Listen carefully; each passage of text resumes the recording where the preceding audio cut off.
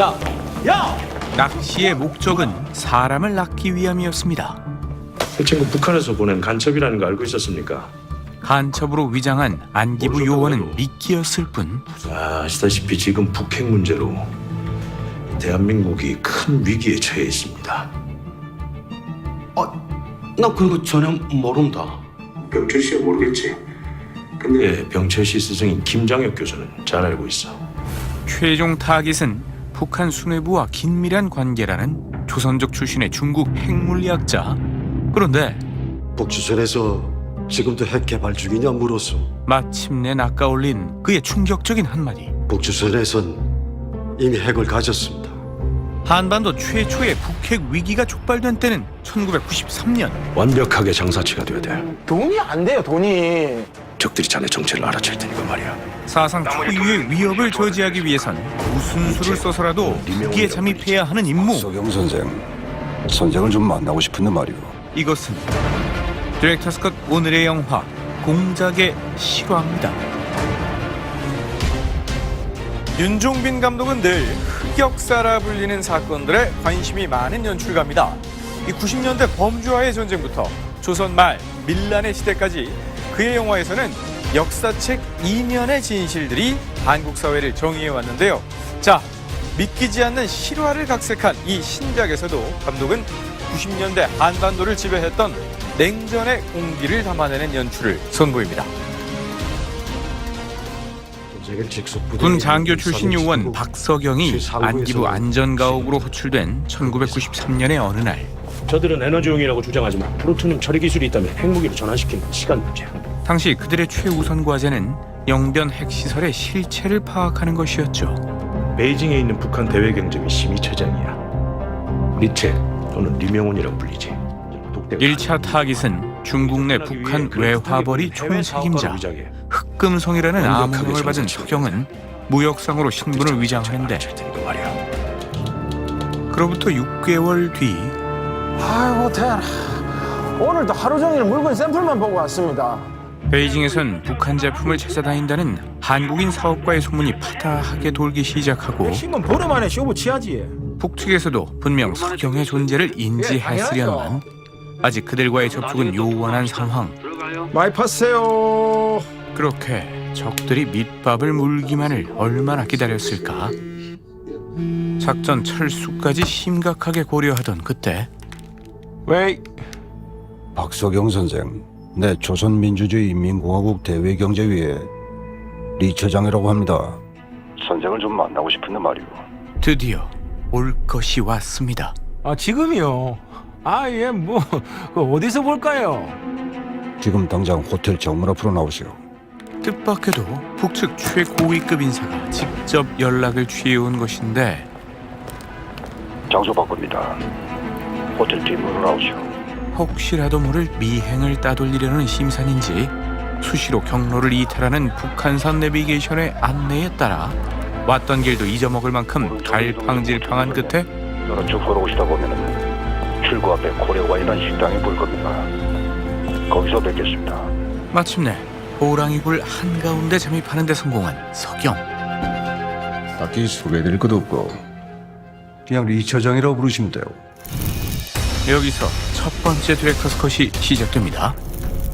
주인공인 석영은 안기부 요원 출신으로 이중 간첩 혐의를 받은 실존 암호명 흑금성을 각색한 인물인데요. 베이징에 있던 기존 안기부 라인들은 어떻습니까? 이 남자의 말투에 주목해 주십시오. 극중 경상도 출신인 그는 평소에는 표준어로 말하는 반면 해외 비즈니스하는 서울무역 박석영입니다. 위장 신분에서는 오히려 자신에게 편한 사투리를 구사하니 아이고, 세상에 답 없는 문제가 한두 개입니까? 편하게 말씀하십시오. 위장된 모습에 가까운 본래 신분과 먼저 사업 본 얘기 모습에 앞서. 가까운 위장 신분. 이러한 아이러니는 삼성동로 장차 그가 고발권을 조직과 도와줄 수 적들 있는지 사이에서 편하게 겪게 될 정체성의 위기를 맞다. 암시하는 것이기도 저도 하지요. 뉴스에서 봤는데 왕후에서는 어떤 물건을 사고자 하십니까? 비즈니스에 눈이 어디 있겠습니까? 돈만 되면 뭐든 좋지요.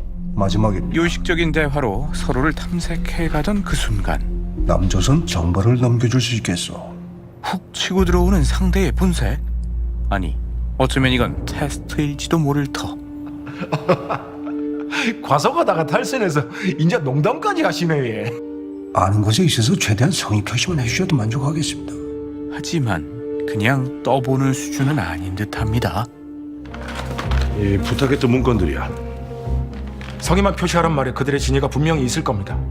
허나 최종 관문까지는 산 넘어 산이었으니 남조선 김상태 의원이 두 집 살림을 한다.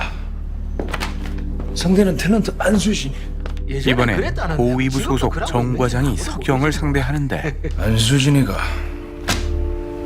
놀랍구만 기래. 성의 표시로 물어다준 연예계 소식에 감동한 나머지 기카만 북조선 물건이고 뭐고 다 필요 없이 군사기밀을 내게 독점적으로 넘겨주시오. 탑시크릿일 경우 건당 30만 달러 이상 쳐줄 수 있습니다. 본격적으로 간첩 노릇을 하라는 노골적인 요구. 이젠 세게 나가야 할 타이밍입니다. 장난하나? 사람 불러다 놓고 뭐 하는 짓입니까 지금? 인자 짐 싸서 집에 가려고요.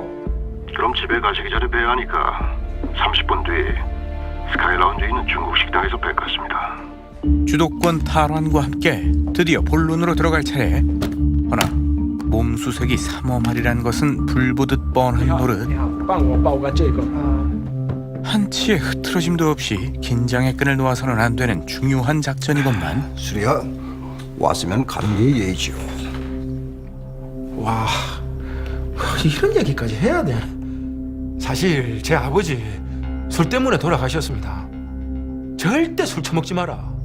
억지로 둘러대던 그때 술 한 잔에 가족사까지 파십니까? 천박한 것이 영락없는 자본주의자구만. 뭐라?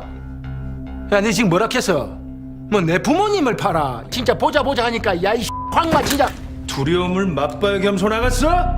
서경은 이 초반 기싸움에서 절대 밀려선 안 된다는 일념뿐이었는데 박 선생은 맞는 말씀을 한 거예요. 부모님 말씀을 따르는 게 우선이죠. 병 주고 약 주고 혼을 빼놓는 적들의 팀플레이. 찬바람 좀 맞아야겠습니다. 허나 이 또한 계산된 분란이었으니 의심받지 않고 자리를 뜰 여지가 필요했던 것. 두 번의 몸수색은 없으리라 확신한 채 다시 자리로 돌아가려던 순간 여전히 촉각을 곤두세우고 있는 감시의 눈초리들. 징계 원났다 이 동시. 여기서 두 번째 디렉터스 컷이 시작됩니다. 이 작품의 주요 사건은 1993년부터 97년 대선까지 5년여 동안 벌어진 일입니다. 선생, 찬바람을 오래 맞으셨습니다. 헌데 그 기간 내내 서경은 줄곧 트렌치코트 차림만으로 등장하는데요.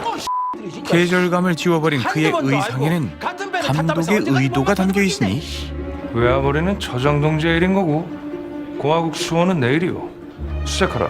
분명 사계절이 존재했으련만 감독이 회고하는 90년대는 늘 춥고 싸늘한 냉전의 시대였다는 의미가 서경의 일관된 의상으로 표현되고 있죠.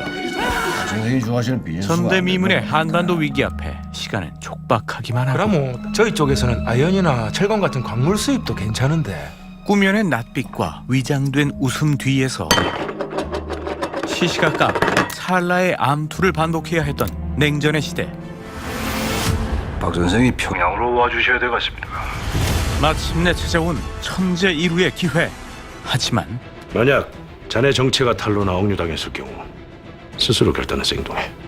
속을 알 수 없는 시면과 마주한 그때 시면 또한 그를 삼키려 하고 있었으니 가짜의 신분과 진짜의 어법 그리고 냉전의 계절만을 살았던 스파이. 이것이 공작의 디렉터스 컷이었습니다.